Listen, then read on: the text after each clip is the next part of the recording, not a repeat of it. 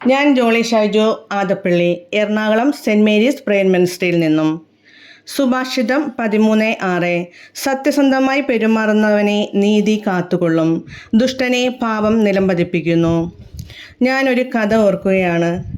നഗരത്തിൽ ഒരപകടം നടന്നു. സ്ഥലത്ത് ആളുകൾ കൂടി അല്പം വൈകി വന്ന ഒരാൾക്ക് അടുത്തെത്താനായില്ല. അത്രയ്ക്ക് തിരക്കായിരുന്നു. അയാൾ ഉറക്കെ നിലവിളിച്ചു, എന്നെ അങ്ങോട്ട് കടത്തിവിടൂ, എന്നെ അങ്ങോട്ട് കടത്തിവിടൂ, ആ കിടക്കുന്നത് എൻ്റെ അച്ഛനാണ്. പെട്ടെന്ന് ജനക്കൂട്ടം അകന്നു മാറി. അപകട സ്ഥലത്തെത്തിയ അയാൾ നാണിച്ച് തല താഴ്ത്തി. അവിടെ കിടന്നിരുന്നത് കാറിടിച്ച് പരിക്കേറ്റ ഒരു കഴുതയായിരുന്നു. എല്ലാത്തിനും അത് അർഹിക്കുന്ന വില മാത്രം നൽകുക. രത്നങ്ങൾ നഷ്ടപ്പെടുത്തി എന്തിനാണ് കടലാസ് കിരീടം വാങ്ങുന്നത്? എല്ലാം സാധിക്കണമെന്ന് കരുതി ഏതു വിധേനയും വഴി വെട്ടിത്തെളിക്കുമ്പോൾ ഒന്ന് ആലോചിക്കണം, നേടുന്നതിനേക്കാൾ വലുതായ എന്തെങ്കിലും നഷ്ടപ്പെടുന്നുണ്ടോ എന്ന്.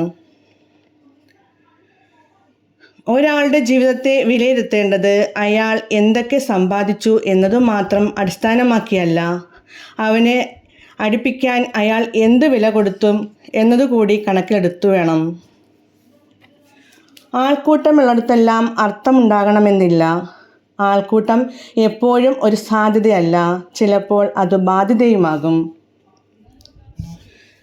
ബന്ധങ്ങൾ നഷ്ടപ്പെടുത്തി സമ്പാദ്യം ഉണ്ടാക്കുന്നവരെയും ഉള്ളത് മുഴുവൻ വിറ്റുപെറുക്കി പദവികളിൽ എത്തുന്നവരെയും കണക്ക് പുസ്തകത്തിൽ ഏതു കോളത്തിൽ ഉൾപ്പെടുത്തണം?